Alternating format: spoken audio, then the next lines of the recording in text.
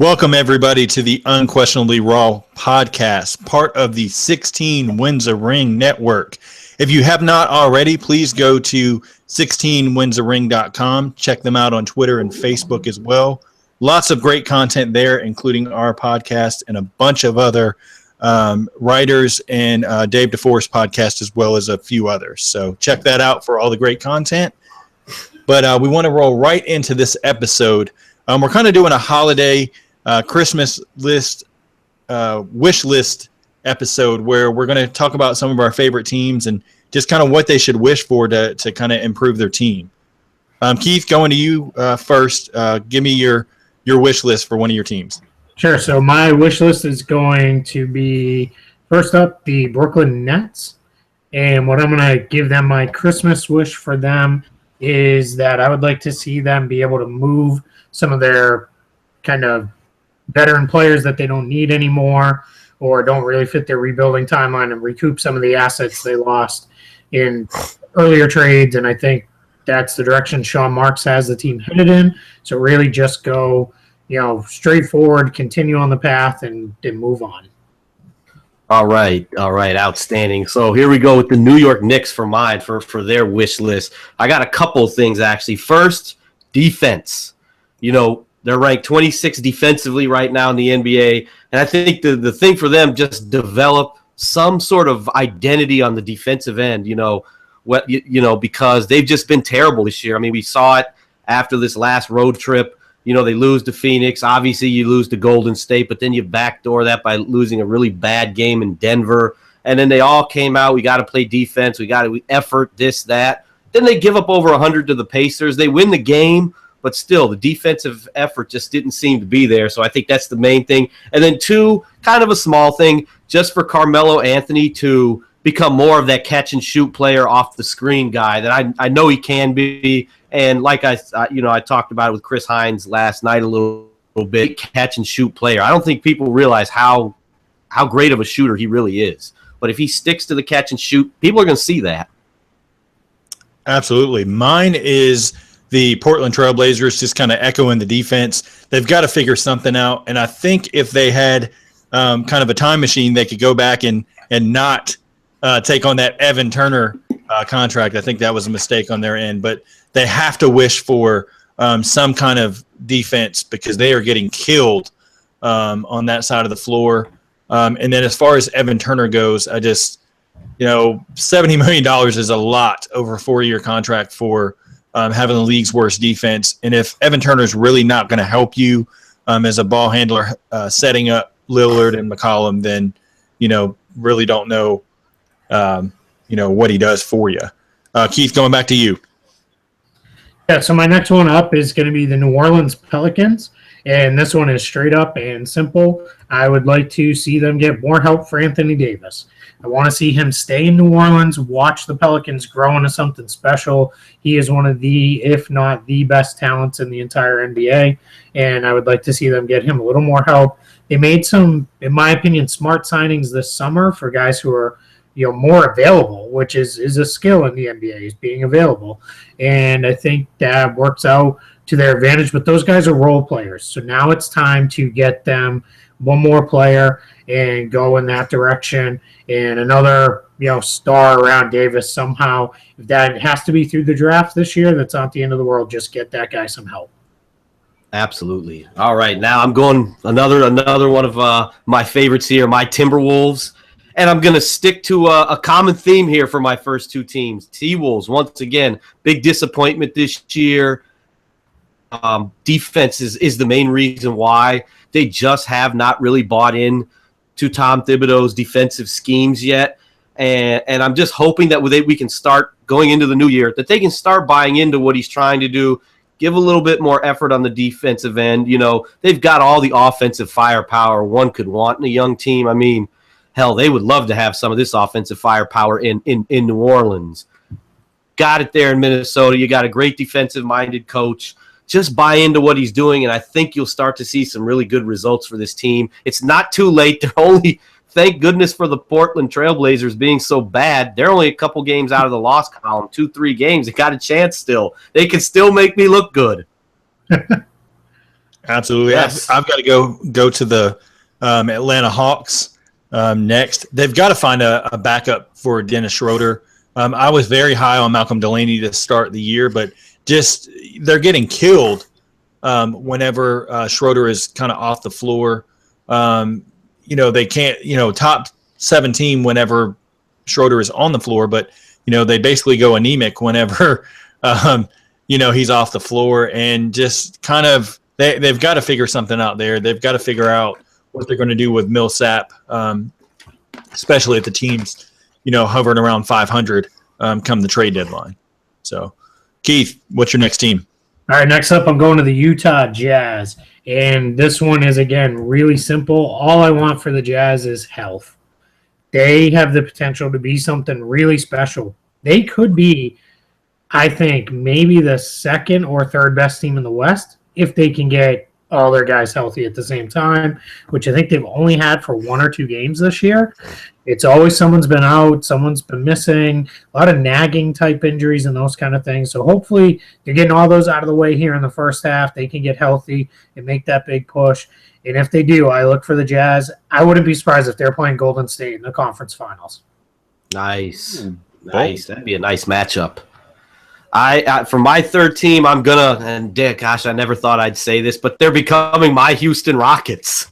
As high as I am on this team now, but I think the wish list for them now, with Capella being out for a while, I think it's just to get some solid contribution from that big man spot, because Capella has been fantastic for this basketball team. The rim protection, changing shots, offensive rebounds, putbacks.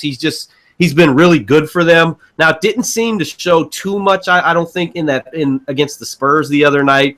I didn't get a chance to see the Suns and Rockets game, so I'm not sure how that went. They gave up a ton of points that game, but it happens.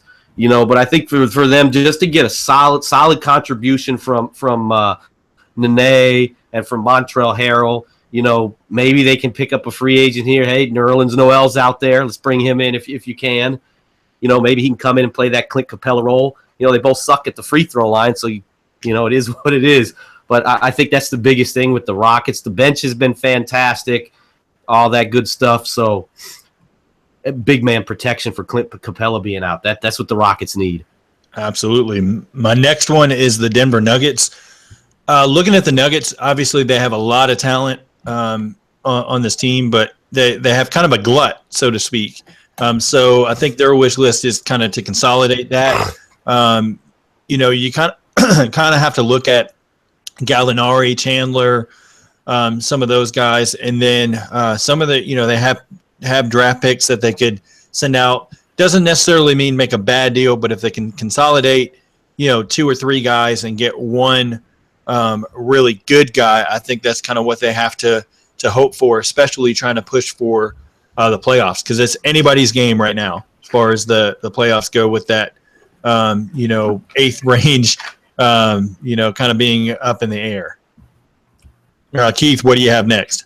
All right, I'm going to my adopted hometown team, the Orlando Magic. And again, really simple. Get them a shooter/scorer.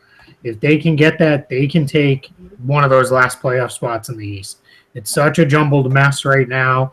It's really anyone's game. No one has created separation. Starting to see a little bit of it at the top. Cleveland and Toronto, obviously. Boston now starting to pull away just slightly. Looking like they're definitely going to be a playoff team. But after that, it's really anybody's game for playoff spot. They're definitely in that mix. So they can somehow get a shooter or scorer. They are going to be right there for the playoffs at the end of the year. And much like Matt's T-Wolves, they'll make me look good since I put the Magic in. Yes. Yeah. Hey, Keith, we both had the Magic in the playoffs. That's it. Yes. Keith and I were really high on that team. Hey, they got a chance. It's close. Now I got to go with the Chicago Bulls, my hometown team here. The wish, their wish has got to be shooting, and consistent shooting at that. They finally get Doug back, but he's been inconsistent at best. Niko Mirotic, their other guy, he's been inconsistent at best. They've started to play Denzel Valentine more, and I think he'll be a good shooter for them, but he's still a rookie. Got to adjust to the speed of the NBA and that new line. But that's the biggest thing, because I think both of us would all 3 of us here will agree they're becoming the team we thought they were going to be. They just have no spacing, and you can see that's why they're terrible. not terrible, but they're a mediocre team right now, 500, and that's just unacceptable. For the way they got off to that hot start, it looked like they were enjoying playing with each other, and now it's kind of going away. I think the defense will improve too. You start making shots, you get a little bit more confidence on defense as well. So I think that will be fine, but they just got to get consistent shooting. Maybe they can go out and get a shooter in a trade. We'll see. But I think just get Doug and Nico to be consistent from the three-point line. And especially Doug, he's missing wide open threes. He's got to knock those down. And I bet every time people watch the games, they think Stacey King sounds like a broken record saying it, but it's true. Doug has to hit those shots. Absolutely. The Wizards are my next team. They've even though the bench has been better on offense, they have got to figure out what they can do to get some kind of resemblance of an NBA bench on that team. Jan Mahinmi's out for a while again. I don't have faith in a team that throws out Marcus Thornton and Jason Smith as your backups at their respective positions. I think they need a little bit more there. Just the defense is 29th in net rating, so have to improve there. Maybe through a small trade or something coming up shortly. Or just kind of mix up some of the lineups a little bit differently. Don't think they got a lot that they thought they would get out of Satoransky, and Oubre Jr. hasn't kind of taken a leap forward as they thought either. But Keith, what's your final team? Yeah, my final team is going to be my team, the Boston Celtics. And I've got a couple here. I want to see them get a rim protector / rebounder. If that's Nerlens Noel, fine. I don't think it will be, but if it is, great. But just someone who can really do that work. Al Horford has been blocking shots like a madman this year, unlike anything we've seen in his career, but that's not really his game. And when Avery Bradley's prominently figuring in your rebounding leaders, it's probably not the best thing. So they can do that. Ideally, I'd love to see them pick up a backup small forward, hopefully someone who can shoot the ball a little and score on that second unit. Jaylen Brown has shown a lot of improvement over the last couple of weeks, but they could still use that. And then my third thing, and this has been on the Christmas wish list, summer wish list, any other wish list you want to add for a while, and this one's really for Danny Ainge, go get a star. Go figure it out. Package those pieces and go get a superstar player to go with what you've already got built and get that done and put the Celtics firmly in the contender category versus the just on the fringe of that group. Absolutely. Yes. All right. My last team here is going to be the Golden State Warriors. Pretty easy one, I guess. Kind of a cheap way out. I'm sorry. But I've actually got a few for them. One, Stephen Curry. Let's make some open threes now. Let's get that percentage up there. It's going to make things a lot easier. I know I talked about it earlier last week, I think, about him just not, hitting the shots consistently. Last night you saw it against Brooklyn, in that first half. Wide open shots, clank, clank. He's got to knock those down at that high clip that he did last year. And number two, this is going to be an interesting one. JaVale McGee, I like what he's doing for them, but let's please stay under control, continue this, because he's been really fantastic for Golden State, but let's keep the Shaqtin' a Fool to a minimum this year, and I think he'll be fine. That's the big thing with the Warriors there, because he's given them the rim protection, Kevin Durant, the rim protection, but JaVale McGee, keep the Shaqtin' a Fool to a minimum. Absolutely. My final team is my hometown Sixers. Have to look at just, you've got to get a legitimate trade for Okafor or Noel. Please, I'm begging you, Sixers, make it happen sometime soon. I don't care which one goes. Just please get rid of the glut there. Statistically, Embiid and Okafor, they've looked okay, but then when you actually look at the statistics, they're not great. I'd like to see Embiid and Noel maybe thrown together just, for just a little bit, see what happens there. It cannot hurt at this point. If you're going to make a trade, at least, try, if you're Brian Colangelo, not to wait it out forever and then end up with like a second round pick and somebody that you're never going to utilize. Get what you can now that's a legitimate piece that you can actually take into next season and beyond if you can. Mm-hmm. Absolutely. All right, real quick, Pete, can I throw something in with that Okafor and Embiid thing? The game, when I watched the other night when they played, I noticed because Embiid's usage rate is so high, Okafor's kind of just standing around on offense. It's when Embiid goes out, then Okafor starts to go to work. Exactly. So I think you may be onto something that if you're gonna stick with the 3 all year, bring Okafor off the bench. Let him dominate second units. Yeah, I'm with you, Matt. That's I think he can be a great NBA piece. You know, he could be in like Enes Kanter, right? He could be that kind of weapon off the bench. And you know, he's starting to play a little defense. He's blocking some shots. His rebounding's going up. Maybe he'll get 5 or 6 rebounds, but that's a lot considering you're out there with Embiid who's snagging rebounds as well. He looks a lot better defensively and rebounding this year. Yeah, I said this to someone the other day. I said there's times with some guys like Jahlil Okafor, can you please remember you're almost 7 feet tall? Exactly. Yes. Just put your arms up. Like, Brooke Lopez as well. Yeah, you block a shot occasionally, grab some rebounds. You know, if they're just up there, just be big. But yeah, that's what I want to see, because I'm with you. I'm in the same boat when they're playing together. Now they're both so young. Maybe they could develop one of the, that kind of nice high-low game where Embiid could beat them from outside and get them some looks. But that's going to take a little bit of time. But yeah, I'm with you. I'd rather see them. Those two. Yeah, because it looks a lot when they throw it down to Embiid in the post. Jahlil Okafor is just kind of in that mid-range area, just floating around doing nothing. Yeah, and you know what? I think we're going to see them get split when Simmons is ready. Because I know Brett Brown talked a lot about him playing point guard, and yeah, that's all well and good. I don't think they're going to ask him to do that right out of the gate this year when he's ready. So I think that's when you'll see them split, and he'll slide into that power forward spot. Absolutely. Nice. Well, we're kind of keeping with the theme of big men. We want to talk a little bit about Rudy Gobert for a minute. Keith, I'm going to go to you first. Just kind of what your thoughts are on Rudy Gobert overall, what he's done this season. Watching game a couple nights ago, it just really struck me Rudy Gobert's offensive improvement and how much better he has become. And I really went to that and said, I want to. I forget exactly how I worded the tweet, but I said outside of Marc Gasol, who's kind of in a different tier because he's a little older and those kind of things, of all the remaining true centers. So I took Davis and Towns out of the mix because they're really both power forwards. They're not centers in my opinion. There's no center in the NBA that I'd rather have than Rudy Gobert. And I said that and got, some back and forth and, questions about a couple other guys and, what about this guy? What about that guy? And for me, it's just all about, we all know he's a dominant defensive force. There's probably no better defensive big man right now in the league outside of Marc Gasol. And for me, he's so good on that end that the strides he's made, had he even become an average offensive player, would have been huge. And he's shot far beyond that. He's now, when he gets it inside, he used to be he had to get it right at the rim, go up and dunk, and that was all he had. Now he can make a couple moves. He's made a couple off the dribble plays. Yes. Where, he's so big, he does that, 2 steps and in from the free throw line where it's almost unstoppable just because he's so big and he's so long.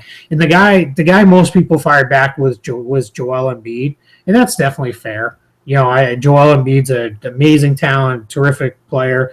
But for me, right now, I'm going to go with Gobert just to touch over him just because I think he's that much better than Embiid defensively.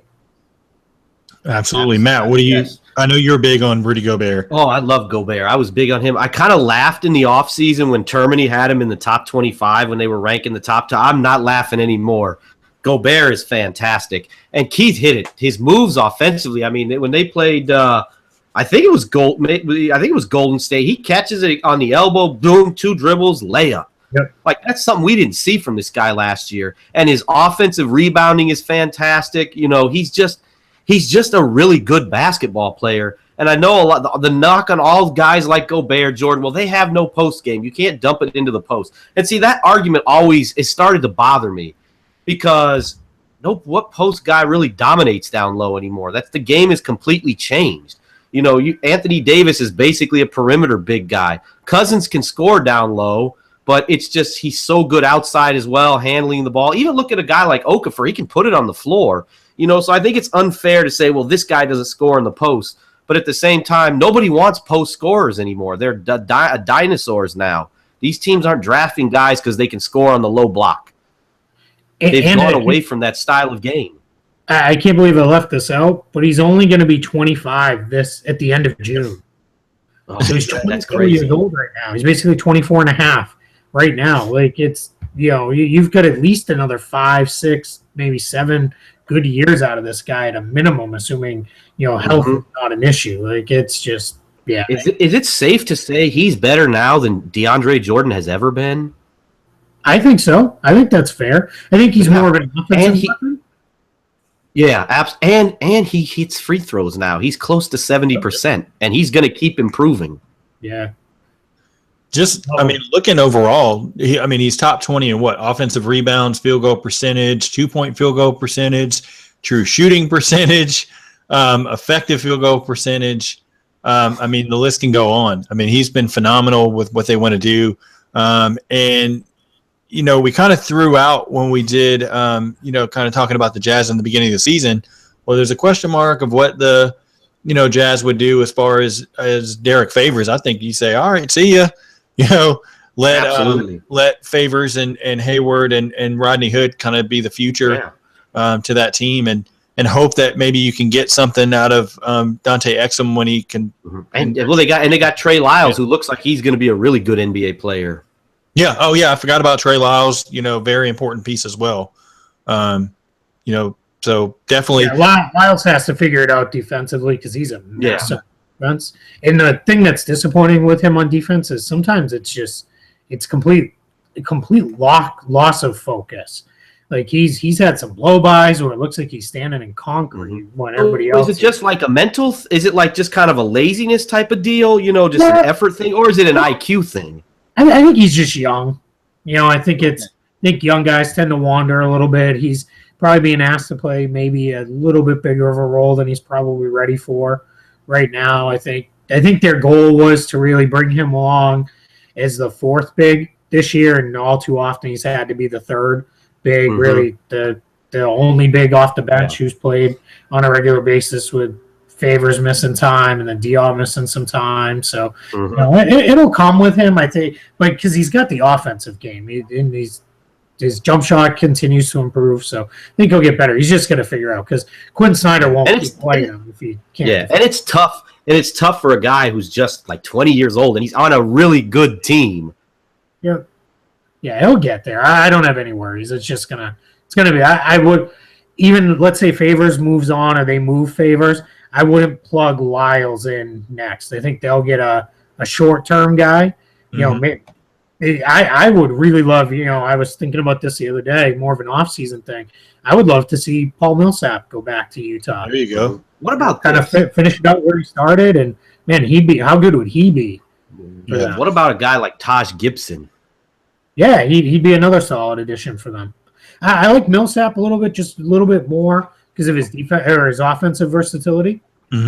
He really fits everything that they do offensively. He could fit really well next to Gobert. Because I think imagine if you could surround Gobert with 4 true shooters all the time that need to be defended outside, and then give him that room to work inside. That that starts to look scary to me. Yeah, that's top 2 or 3 consistent every year for the Jazz as far as finishing in the West. Yep. All right, let's go to a little bit of disappointing news. J.R. Smith's injury. He's out 12 to 14 weeks. How vital is this, injury, or how, detrimental, I should say, is this injury to the Cavs going forward, Keith? Yeah, I think it hurts them quite a bit. I think that's basically to the end of the regular season, almost. If it's 12 weeks, call it 3 months. So you're talking end of March. If it goes 14, now you're into the beginning part of April. Might be one of those where he's back and plays that last handful of games more as a timing and conditioning thing. And I've heard a lot of people say, well, he hasn't been playing well this year. And that's definitely true. He has not had one of his better years. But the reality is the Cavs, we've already seen it. They want to use strategic rest, right, where they can sit LeBron a game, sit Kyrie a game, sit Kevin Love out if they need to. And JR is a big part of that because on those nights when those guys are out, let him take 25 shots, and see what comes of it. And he's also, obviously, J.R. Smith, doesn't matter. That guy could be 0 for 20 and the ball comes to him late in the fourth, he's going to let it fly. And he's probably going to make it. Yeah, yeah. He's just that kind of guy. He is to steal Bill Simmons' term, he is the ultimate irrational confidence guy. Yeah, now you're thrusting Iman Shumpert into that role, possibly. You're DeAndre Wiggins, Iman Shumpert, Mike Dunleavy Jr., Richard Jefferson. Jordan McRae might get some minutes. Yeah, you're just going to cobble it together, and the Cavs will be fine. I don't think he's going to knock them out of, any kind of seeding or anything like that. They'll probably still finish with the 1 seed. Maybe Toronto could catch them and overcome them, if Cleveland really prioritizes rest in the second half. But this is a big loss, and it's not just one of those where you look at it and say, oh, he's only shooting 30-something% from the floor, and, who cares? I think it matters more than just that because of what they can do with the other guys around him. Exactly. Mm-hmm. All right, going to basically the CBA was ratified, and obviously you're our cap guru, Keith, so the floor is yours. What's the latest? Yeah, so the latest is that the owners ratified the CBA rather quickly, and then the players, a little bit surprisingly, I don't think most of us thought this was going to happen until the beginning part of January. They had extended the deadline out to January 13th for the mutual opt-out. So they did hit that, and they ratified the CBA. The players did today, which is really great to see. This is a prime example of both sides knowing absolutely how good they have it right now and not wanting to mess anything up. They went in, negotiated in good faith. Each side gave a little to get a little on different things that they wanted. They agreed some things that were probably a bigger conversation that needed to happen, so let's table those. But let's also build language in where, we don't have to wait 6 years to discuss it again. Like if we want to discuss it a year from now, let's get after it a year from now. So that's, for me, the best sign of all is obviously we're not going to have a lockout. We are going to have no interruption at all of any sort. We're going to have basketball peace for the next 6 years or so at a minimum. And it's just fantastic to see what two sides can do when they're motivated to get something done because they both know they have it. Now, for me personally, this means things are going to get really busy because we're going to actually get that new document and we're going to get after it and, do those things. A lot of things have been put out there. One thing that was really interesting with the way the NBA worded their announcement tonight was they ratified based off of the term sheet, which is not the official CBA document itself. So that does mean some of the things that have been put out there could still tweak and change. But what it really means is we're so close that it's going to be minor tweaks here and there. So if you've heard if somebody reported, one thing and then it's slightly different a couple weeks from now when we have the real CBA documents and know what it looks like, arms and don't, accuse that reporter or not know what they were talking about and those types of things. It's just there could be minor tweaks and changes, but we're basically, to steal a football term, we are crossing the goal line here with this one and about to score a touchdown. And this is just fantastic news for anybody who's a fan of the NBA, plays in the NBA, and makes their living off the NBA in any way. Great news that for the next 6 years we're not going to have any disturbances in our game. Absolutely. Great stuff. And if there are any changes, of course, we'll get you to spill the latest for all the listeners and everything like that and clear it up as only you can. So yeah, for sure. But that is going to wrap us up for this episode of the Unquestionably Raw podcast. But first, I want to, because we are very rapidly approaching Christmas Day, I want to wish everybody a safe and happy holiday. If you're traveling to the in-laws or wherever, extended family, anything like that, be safe. Please, throw a couple episodes of the Unquestionably Raw podcast, as well as some of the other podcasts that are on the 16 Wins a Ring network. Gives you a nice collection if you're driving a little far to kind of get through that agony of dealing with the in-laws. That's coming ahead, but put the headphones on and just listen. Absolutely, be safe out there, and we will be back on Monday. We'll get back to our kind of rankings episode for that. Hit any news and notes that's relevant. Yeah. This ranking should be fun because it'll been 2 weeks to do a new list. Yeah, so hopefully, I don't know, a lot will change with the rookies, but definite changes elsewhere on the rankings list, and kind of going there. But please continue to go to iTunes, support the podcast by subscribing. Leave us a 5-star written review.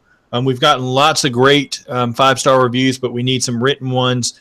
Just let us know what you think. Continue to go to the YouTube page as well. You can check out the video, obviously, right after it airs. Subscribe to that page. Leave us a comment or two underneath the video. Just, let us know what you liked, what you didn't like, things like that, and go from there. But, real quick, I think you wanted to share something with us. No, I think we're good. Yeah. With that, yeah. I do want to tag one thing on there, though. Yeah, go ahead. When you need to duck away from the in-laws for a minute and maybe hide out in the bathroom for an extra long time, then you need to read. We've got a lot of great content on the written side on 16 Wins a Ring. We have a lot of great stuff up there, so please hit that and hit this website. We've got some really, really good stuff that a lot of talented writers have put up. We've got more of it coming. Goal is we're going to try to hit you with 3-4 new things every day. And, please bookmark it, make it a place. We're finding just off of our launch day, we're about a day and a half old now. And we've had a lot of people spending a lot of time on the site. And we couldn't be prouder and more gracious for all the support you've all given us. So 16winsaring.com. It's the number 16. So 16winsaring.com. Check that out. A lot of great written stuff up there right now. And people are taking notice. So get on board, be a part of it. Absolutely. Yes. Well, we will see everyone 7 p.m. Eastern Monday night for our ranking show. Have a happy holidays, and thanks for listening to the Unquestionably Raw podcast.